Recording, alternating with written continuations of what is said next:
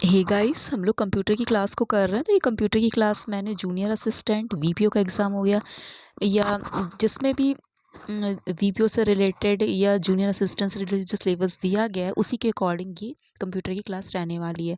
ठीक है। और अदर एग्ज़ाम में जो कंप्यूटर पूछी जाती है उसके लिए बेनिफिट होगा। तो चलिए स्टार्ट करते हैं। एक एक पार्ट मैंने इसका बता दिया है। तो उसमें जो लास्ट क्वेश्चन हम लोगों ने किया था वो वेटवेयर के बारे में किया था। ओके, कंप्यूटर में वेटवेयर क्या होता है। तो चलिए आज का पहला क्वेश्चन और इस सीरीज़ का 8 नंबर का क्वेश्चन है। मैंने क्योंकि पिछले में बहुत डिटेल में बता रखा है तो इस वजह से 7 क्वेश्चन ही किए हैं। तो उसके अंदर लेकिन और भी क्वेश्चन को हम लोगों ने समझा था। जैसे मशीन लैंग्वेज का काफ़ी उसमें बेसिक से हम लोगों ने इसको समझा था। तो चलिए आज का क्वेश्चन क्या है, आईपी एड्रेस में कितने बिट्स होते हैं। तो ये सिंपल क्वेश्चन है, काफ़ी बार क्योंकि पूछा गया है। तो आईपी एड्रेस में कितने 32 बिट्स होते हैं। ओके, तो देखिए आईपी एड्रेस जो होता है वो क्या है, जो IP4 वर्जन जो 4 है, तो आईपी एड्रेस जो है 4 संख्याओं का एक समूह है। ओके, जिससे हम लोग किसी डॉट के द्वारा उसको अलग करते हैं।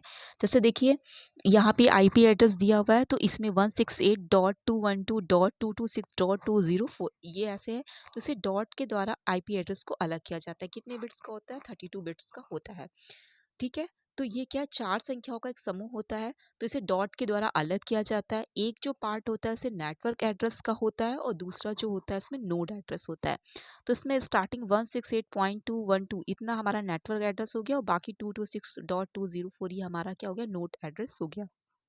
ओके, तो ये आपका आंसर इसका 32 होगा। तो आगे क्या, आईपी एड्रेस जो है वो 32 बिट्स का होता है। इसमें क्या 0 से 255 255 तक की संख्याओं का 4 ऑक्टेट के रूप में दर्शाया गया। वही बोला ना, 4 पार्ट्स में डिवाइड किया, 4 ऑक्टेट के रूप में दर्शाया गया इसे।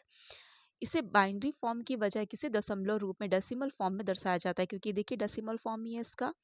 ठीक है, और बाइनरी फॉर्म क्या है, ये आपका इसका बाइनरी फॉर्म दिया हुआ है। तो डेसिमल फॉर्म में लिखना छोटा पड़ता है। ओके, तो इसके रूप में दर्शाया जाता है।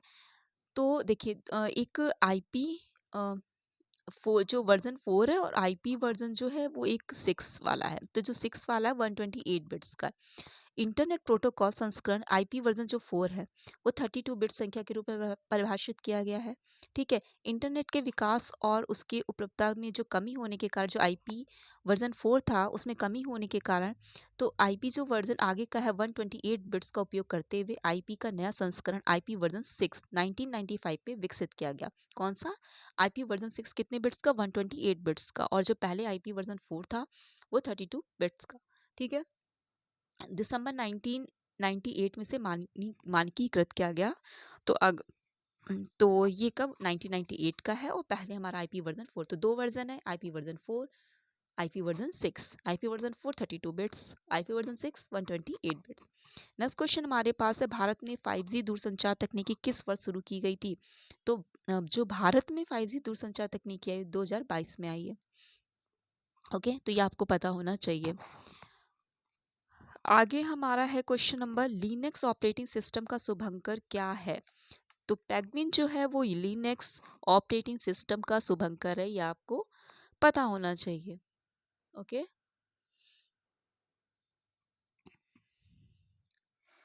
आगे आते हैं। देखिए इसमें क्या है, लिनक्स जो है ये एक ओपन सोर्स ऑपरेटिंग सिस्टम है, पूछा जा सकता है। ऑपरेटिंग सिस्टम भी हमारे सिलेबस में है। तो अगर ये आ जाए कि ओपन सोर्स ऑपरेटिंग सिस्टम इसमें से कौन सा है, तो आपको पता होना चाहिए लिनक्स जो हमारा ऑपरेटिंग सिस्टम है ओपन सोर्स ऑपरेटिंग सिस्टम है। इसका जो शुभंकर है वो क्या है, पेंगुइन है। ठीक है, तो यूनिक्स हो गया, लिनक्स हो गया, उबंटू हो गया, Windows, MS DOS, Mac OS, Android, Vista, Symbian, ये सब क्या है, सिम्बियन भी क्या है, ऑपरेटिंग सिस्टम, ये सब हमारे हैं। ठीक है, तो जो यूनिक्स है इसमें पहले जो लाइनेक्स या लिनक्स है तो उसके बारे में तो 1991 में इसका जो है पहला संस्करण आया था लिनक्स का। इसका अगर फुल फॉर्म की बात करें तो लवेबल इंटेलेक्ट नॉट यूजिंग, ठीक है, इसको मतलब लवेबल के फॉर्म इंटेलेक्ट नॉट ऐसे करके भी बोला जाता है, तो ये आपको पता होना चाहिए। Not using XP, okay, lovable intellect not using XP, may be शायद एक बार चेक कर लीजिएगा, मे बी यही था। ओके, तो ये कैसा ओपन सोर्स ऑपरेटिंग सिस्टम है। और अगर बात करें तो लिनक्स कर्नल पे आधारित होता है। और अगर यूनिक्स लिनक्स की बात हुई तो यूनिक्स भी पता होना चाहिए। तो ये 1960 ये जो लाइनक्स है वो 1991 में इसका प्रथम संस्करण आया था, और यूनिक्स जो 1969 में जो वेल लैब है वहाँ पे विकसित किया गया था। इसमें Ken Thompson, Dennis Ritchie, Douglas McIlroy, Ossanna इसमें शामिल थे। ओके, तो जिस तरह लाइनक्स ओपन सोर्स है उसी तरह यूनिक्स जो है वो क्लोज सोर्स है। तो ध्यान होना चाहिए, यूनिक्स क्या है? क्लोज सोर्स है, Uniplex Information and Computing System. Okay, तो ये आपको पता होना चाहिए। चलिए ज़्यादा डीप नहीं जाते हैं, बस इतना ध्यान रखिए कि लिनक्स आपका ओपन सोर्स है और यूनिक्स जो है आपका क्लोज सोर्स है। कंप्यूटर के संदर्भ में वेटवेयर क्या है? पिछले वीडियो में हम लोग ने इसको डिटेल में पढ़ा था, तो इसका आंसर है न्यूरॉन्स करके आया था, तो इसका है मानव मस्तिष्क। ओके, नेक्स्ट क्वेश्चन है कंप्यूटर इंटरनेट के संदर्भ में निम्नलिखित में से कौन सा वायरस डिस्क के फाइल सिस्टम में परिवर्तन करता है? तो वो आपका क्लस्टर वायरस है। तो डिस्क के फाइल सिस्टम में परिवर्तन करता है, डिस्क से रिलेटेड होगा। ऐसा कौन सा जो डिस्क के फाइल सिस्टम में ही परिवर्तन कर देता है? तो वो क्लस्टर वायरस है। क्लस्टर वायरस एक ऐसा वायरस है जो कि विभिन्न सॉफ्टवेयर प्रोग्रामों के निष्पादन के लिए अपने निष्पादन की सीमित करता है। ठीक है, तो ये वायरस आमतौर पर निर्देशिका रजिस्ट्री प्रविष्टि को बदल कर काम करता है। प्रोग्राम शुरू करने पर और फिर वायरस भी शुरू हो जाता है। तो कहने का मतलब है जैसे ही प्रोग्राम शुरू किया जाता है वायरस भी शुरू हो जाता है। तो डिस्क के प्रत्येक प्रोग्राम जो होता है ये वायरस से क्या होता है? संक्रमित हो जाता है। जो डिस्क का प्रोग्राम होता है वायरस से संक्रमित हो जाता है। और इसमें क्या होता है? वायरस की केवल एक ही प्रति मौजूद होती है। तो इतना डीप नहीं चाहिए, बस आपको ये ध्यान रखना है कि जो डिस्क में जो वायरस है तो उससे रिलेटेड अगर तो क्लस्टर वायरस हो गया, और इसका DIR सेकंड इसका एग्जाम्पल है। आगे की डिटेल स्टेल्थ वायरस वगैरह ये सब है, तो नेक्स्ट जब क्वेश्चन फॉर्म में आएगा तो इसको हम डिटेल से इसकी चर्चा करेंगे, क्योंकि मिक्स हो जाएगा ऐसे में अगर इकट्ठे पढ़ोगे तो। ठीक है, तो जैसे फाइल में जो होता है स्टेल्थ वायरस हो गया। ओके, और वेबसाइट वगैरह में पॉलीफॉर्मिक वायरस हो गया। तो आपको अभी ध्यान रखना है कि आपका जो यहाँ पे आता है क्लस्टर वायरस, तो क्लस्टर वायरस किसमें? जो हार्ड डिस्क है, जो डिस्क है तो उसके फाइल सिस्टम में परिवर्तन कर देता है। वायरस डिस्क के फाइल सिस्टम में परिवर्तन कर देता है। कौन सा वायरस है? क्लस्टर वायरस है। ओके, सॉफ्टवेयर पायरेसी क्या है? देखिए, सॉफ्टवेयर पायरेसी की बात करें तो जैसे जो कानूनी रूप से जो सॉफ्टवेयर बनाए गए हैं, ठीक है, तो उनमें अगर उसको कोई चोरी करता है तो उससे सॉफ्टवेयर पायरेसी होती है।